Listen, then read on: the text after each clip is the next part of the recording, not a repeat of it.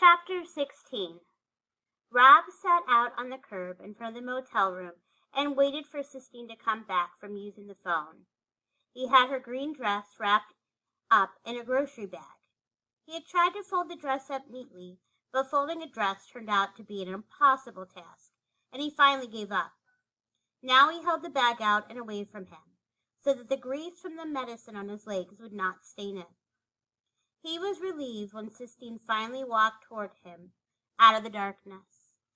"Hey," he said. "Hi." She sat down on the steps next to him. "How come you don't have a phone?" Rob shrugged. "Ain't got nobody to call, I guess." "My mother's coming to get me," Sistine said. Rob nodded.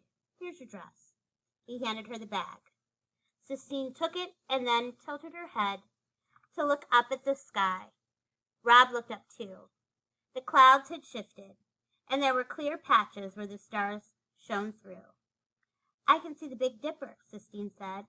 "I like looking up at things. So do my mom and dad. That's how they met. They were both looking up at the ceiling in the Sistine Chapel, and they weren't watching where they were going, and they bumped into each other. That's why I'm named Sistine." "I like your name," said Rob shyly. "I've seen the Sistine ceiling too," she said. "They took me last year, before Bridget, when they were still in love." "Does it look like the pictures?" Rob asked. "Better," said Sistine. "It's like, I don't know, it's like looking at fireworks, kind of." "Oh," said Rob. "Maybe we could go to Italy sometime, and I could show you." "That would be all right," said Rob. He smiled into the darkness. "That tiger can't look up at the stars," said Sistine, her voice getting hard. "He's got that piece of wood over his head. Can't look up at all. We've got to go let him out." Rob was silent. He was hoping that if he didn't answer her, she might go back to talking about the Sistine ceiling. "How did your mother die?" she asked suddenly. Rob sighed. He knew there was no point in trying to not answer. "Cancer," he said. "What was her name?" "I ain't supposed to talk about her," said Rob, closing his eyes to the stars and concentrating instead on his suitcase, working to keep it closed. "Why not?" asked Sistine. "Because my dad said it don't do no good to talk about it. He says she's gone and she ain't coming back. That's why we moved here to Jacksonville, because everybody always wanted to talk about her. We moved down here to get on with things." There was a crunch of gravel. Rob opened his eyes in time to see the headlights of a car sweep over them. "That's my mother," said Sistine. She stood up. "Quick," she said. "Tell me your mother's name." Rob shook his head. "Say it," she demanded. "Caroline," Rob said softly, cracking his suitcase open and letting the words slip out. Sistine gave him another businesslike nod of her head. "Okay," she said. "I'll come back tomorrow, and we'll make our plans for letting the tiger go." "Sissy," called a voice. "Baby, what in the world are you doing out here?" Sistine's mother got out of the car and came walking toward them. She had on high heels, and she wobbled as she walked in the gravel parking lot of the Kentucky Star. Her hair was a lighter shade of yellow than Sistine's and piled up high. When she turned her head, Rob recognized Sistine's profile, her sharp chin and pointed nose, but the mouth was different, tighter. "Good Lord," said Mrs. Bailey to Sistine. "What have you got on?" "Clothes," said Sistine. "Sissy, you look like a hobo. Get in the car." She tapped her high-heeled foot on the gravel. Sistine didn't move. She stood beside Rob. "Well," said her mother when Sistine didn't move, "you must be Rob. What's your last name, Rob?" "Horton," said Rob. "Horton," said Mrs. Bailey. "Horton. Are you related to Sheldon Horton, the congressman?" "No, ma'am," said Rob. "I don't think so." Mrs. Bailey's eyes flicked away from him and back to Sistine. "Baby," said Mrs. Bailey, "please get in the car." When Sistine still didn't move, Mrs. Bailey sighed and looked back at Rob again. "She won't listen to a word I say," Mrs. Bailey told him. "Her father is the only one she'll listen to." And then under her breath she muttered, "Her father, the liar." Sistine growled somewhere deep in her throat and stalked to the car and got in and slammed the door. "You're the liar!" she shouted from the back of the car seat. "You're the one who lies!" "Jesus," said Mrs. Bailey.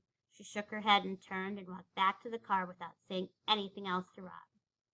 Rob watched them pull away. He could see Sistine sitting in the back seat. Her shoulders were slumped. A motel room door slammed.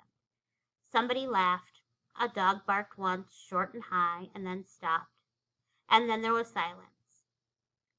"Caroline," Rob whispered into the darkness. "Caroline, Caroline, Caroline." The word was as sweet as forbidden candy on his tongue. Chapter 17. The next morning, Rob was helping Willie Mae in the laundry room. They were folding sheets and chewing 8-ball gum.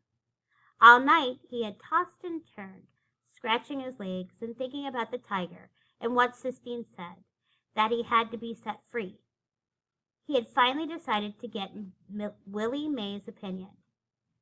"You ever been to a zoo?" Rob asked her. "One time," said Willie Mae. She cracked her gum. "Went to a zoo over in Sorley. Place stunk." "Do you think them animals minded it, being locked up?" "Wasn't nobody asking them, did they mind?" Willie Mae pulled another sheet out of the dryer and snapped it open. Rob tried again. "Do you think it's bad to keep animals locked up?"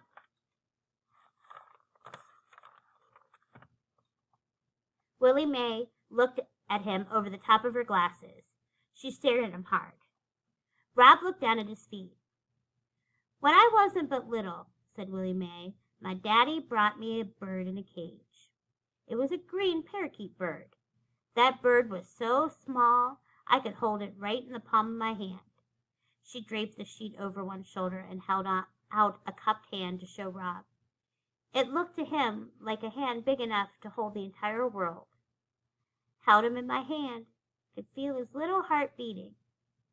He would look at me, cock his head this way and that.